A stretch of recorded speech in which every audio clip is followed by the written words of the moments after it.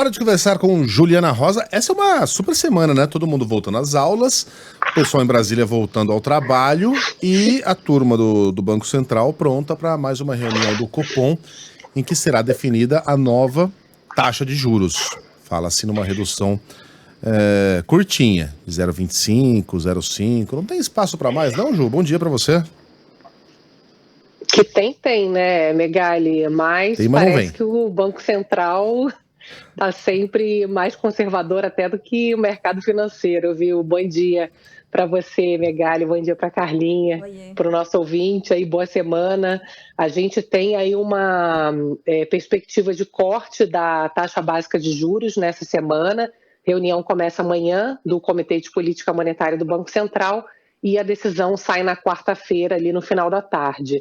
O próprio mercado financeiro, quando a gente olha aqui as expectativas pelas pesquisas, pela própria trajetória de juros, enfim, quando você olha por várias métricas, você vê que tem espaço considerado até majoritário ali nas previsões de um corte de 0,5 ponto percentual, a Selic saindo quarta-feira agora de 13,75% para 13,25%. A questão é que o Banco Central tem se mostrado mais conservador do que o próprio mercado financeiro. Quando a gente olha os documentos, a última ata, por exemplo, da reunião passada, o Banco Central deixa claro que vai cortar juros, que está se preparando ali para fazer o corte de juros nessa semana. Quando a gente olha aqui o texto, fica muito claro isso. Ao mesmo tempo, ele fala várias vezes a palavra parcimônia, fala várias vezes a palavra cautela. Então, o que a gente vê aqui, olhando os comunicados do Banco Central, é que é uma diretoria que tem um perfil mais conservador. Olhando aqui as análises que eu recebi, agora de manhã também, as previsões que o Banco Central divulga toda segunda-feira naquela pesquisa Focus, a gente vê que o mercado financeiro está vendo mais espaço para um corte maior. A previsão para o IPCA, por exemplo, desse ano, a inflação cai para 4,84%, cai a previsão de inflação para o ano que vem também. As expectativas de Selic para esse ano, para o ano que vem, diminuem para 9,25%, estava 9,5% até o final de 2024, ou seja, o que parece é que a expectativa é que o Banco Central, mesmo cortando agora a taxa Selic em só 0,25 ponto percentual para 13,5%, nas próximas reuniões e ao longo dos próximos meses, vai ter um processo de corte maior. São modelos ali do Banco Central onde ele vê que parece que é necessário começar com um corte pequeno para, a partir de setembro, fazer cortes maiores de 0,5 ponto percentual. Bom, o fato é que a gente já tem uma série aqui de indicadores mostrando que tem espaço para corte de juros. Eu destaco para vocês os últimos três. Um foi o índice de inflação da semana passada, onde a gente trouxe aqui uma deflação, lembra, do IPCA 15, que é a prévia da inflação oficial do país, vindo um resultado abaixo da projeção, um resultado de inflação de 0,07% no último indicador de julho. E o mais importante é que o Banco Central diz que está preocupado com a inflação de serviços, que é condomínio, aluguel, uma coisa que a gente vem falando muito aqui, que demora mais a cair, e até essa inflação, chamada de serviços, diminuiu nesse último levantamento do IPCA 15. Outro fator que eu destaco para vocês é que, da última reunião para a reunião dessa semana, teve uma mudança também muito importante para abrir espaço para corte de juros. Lembra que o presidente Lula queria aumentar a meta de inflação.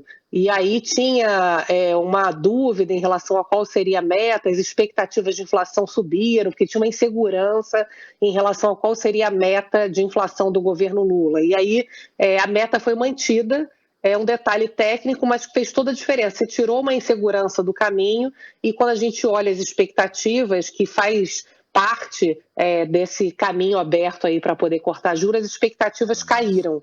Então, também o Banco Central tem mais um fator para poder cortar o juro. E a última questão que eu queria destacar, tem mais duas, desculpa, a reforma tributária, né, que avançou, e a gente vê que tem um potencial importante, mesmo não sendo a reforma ideal, com muitas exceções, mas tem um potencial grande de melhorar o crescimento da economia, o PIB, chamado PIB potencial do Brasil, e isso ajuda na queda de juros. E, por último, a Fitch, que a gente falou na semana passada, a agência de classificação de risco, melhorando a avaliação do Brasil. Ou seja, a gente tem aqui uma coleção de informações que abrem espaço para poder ter corte de juros. A dúvida agora vai ser o tamanho desse corte.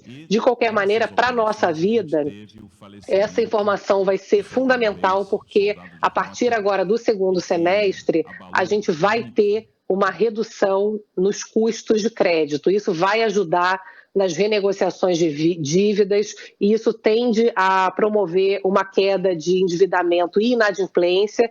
E o economista José Roberto Mendonça de Barros, no meu programa, inclusive aqui na Rádio Economia para Você, ele diz que a gente aos poucos vai vendo os brasileiros pagando dívidas com essa queda de juros agora no segundo semestre, e não vai ser aquela maravilha, mas ele vê uma disponibilidade maior de consumo até o Natal. Então, a gente pelo menos vê uma luzinha ali no fim do túnel, pode não ser, né, aquela iluminação que a gente gostaria, mas parece que a gente está caminhando pelo menos por uma situação aí um pouco melhor para o orçamento aí do brasileiro. Ô, Ju, você falou em Banco Central conservador. Enquanto você falava, eu de olho aqui no nosso WhatsApp,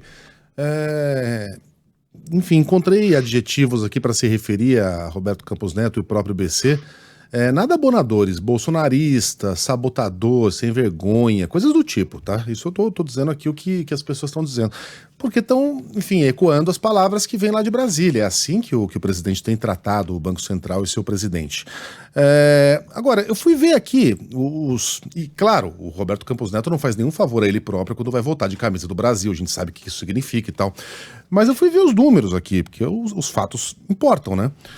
O ano de 2022, ano eleitoral, começou com uma taxa de juros de 9,25. Ele foi aumentando até chegar em 13,75 em agosto de 2022, e de lá essa taxa não saiu mais, né? Ou seja, durante a época da campanha eleitoral, o Brasil estava com essa taxa. Ele não reduziu. Se quisesse ter feito algum favor ali ao candidato Bolsonaro, teria reduzido a taxa na marra. Enfim, para aquecer a economia, as consequências a gente vê depois, mas ele não fez isso. O que me leva a crer que, de fato, ele essa é uma idiosincrasia mesmo do Bob Fields Neto. Taxas altíssimas como uma maneira de controlar a inflação. Me parece ser uma coisa dele mesmo. Concordo que é exagerado, mas não sei se o termo sabotador cabe para descrever o cara. Enfim. Pois é. O Galípolo, é bom lembrar, né, que vai ser a primeira reunião com o Gabriel Galípolo, que provavelmente, Megali, vai ser um voto dissonante nessa reunião dessa semana, que foi o indicado pelo governo Lula para ocupar uma diretoria no Banco Central. Então a gente vai acompanhar, porque vai ser essa reunião diferente. Provavelmente o Galípolo vai votar por um corte de 0,5 ponto percentual. O que eu tenho ouvido do Galípolo, Megali, é isso que você está dizendo, assim, você tem uma visão que é mais conservadora do ponto de vista técnico, ele próprio fala sobre isso, e tem uma visão que acha que a dose do remédio já está exagerada, e o que ele próprio fala, né, é que o Haddad também fala muito essa frase, que a diferença entre o veneno e o remédio é a dose, e parece que essa dose já está muito alta na visão até do próprio mercado financeiro. Vamos aguardar aí, quem sabe não tem uma surpresa aí de um corte maior essa semana. É isso. Juliana Rosa volta amanhã com outros números e análises. Um beijo para você, Ju. Um beijo.